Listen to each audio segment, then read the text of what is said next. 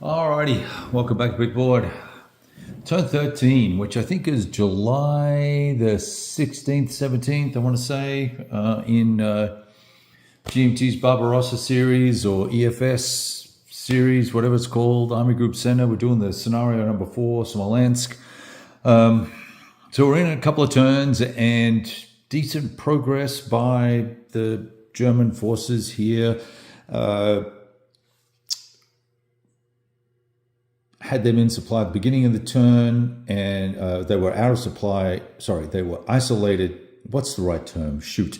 Emergency supply is what they were under, just like this guy here. Which basically means no effect. You play on. It's the next turn that you will then suffer -2 movement points, no divisional integrity, combined arms, artillery, and all that stuff, all that fun stuff. I do believe you can still use air, though. It doesn't specifically say you can't, that I'm aware of, in Rule 635, page 11. I don't see it there. Let me just double quickly check. No strat move, sure.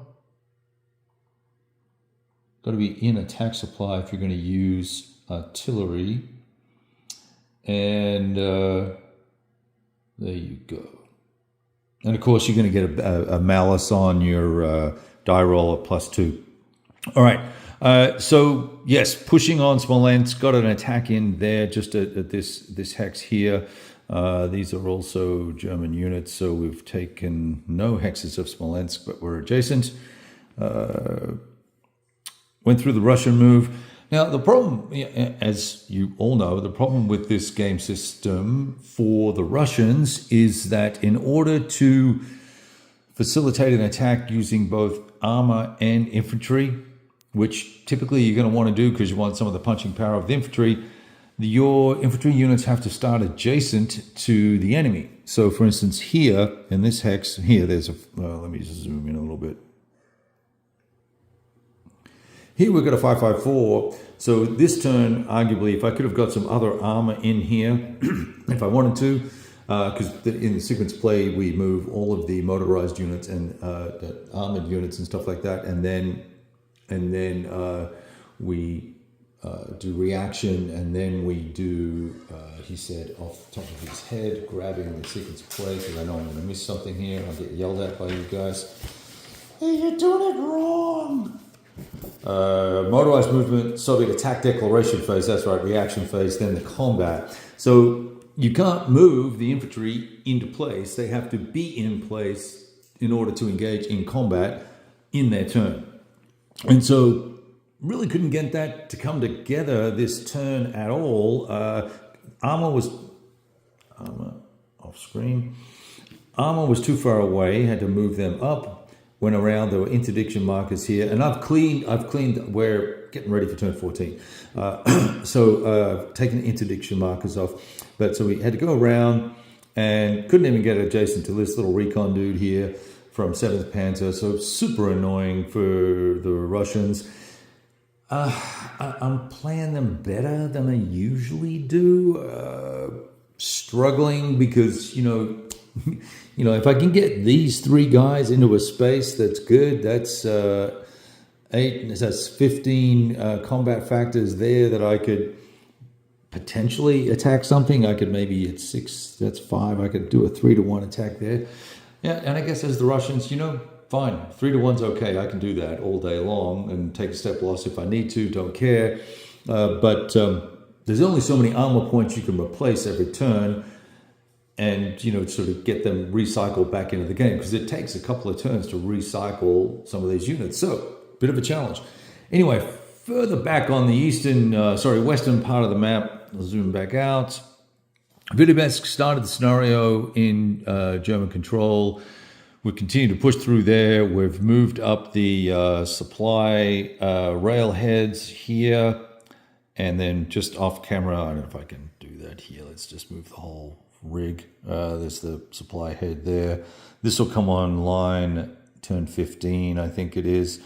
Orsha finally fell this turn. That took forever. Just painful combat results. Painfully slow, and not a lot of armor to support it. I ended up having to bring. I think that's Das Reich there. the D guys, the SS formation there.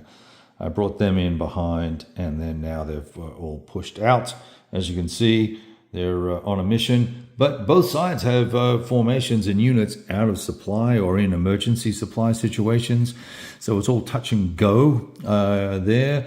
And we've, as I said, we cleared the Polsk Vitebsk road with some threatening Soviet infantry divisions up there to keep me honest, mainly to pull forces away so that we screen and protect the supply line, because the last thing we want to have to do is bring units back and fight back guys in the rear. It's kind of what happens sometimes. So these bad guys, they have consolidated around here, cleaned out all the extraneous Soviet units other than this guy here, little 244. Is that a 244? It is.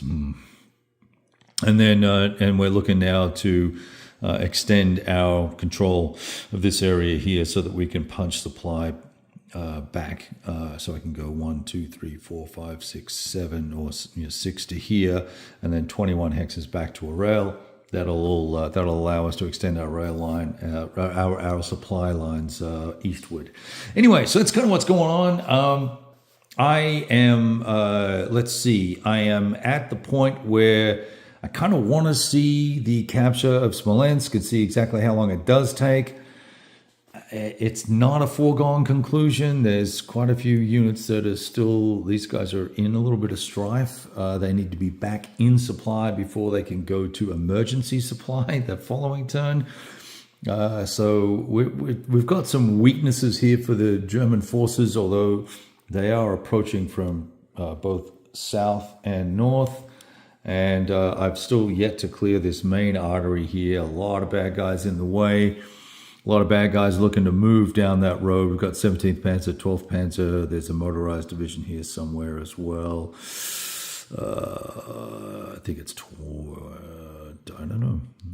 There's 18th Panzer as well. So where's my little motorized dudes? I usually pair these guys up.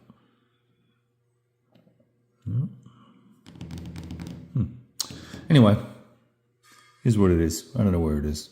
29th motorized. Whoa, there it is. Right there. All right. I'm going to leave it at that. We'll do an update in the near future. Talk to you soon. Roll dice. Hey, happy Thanksgiving.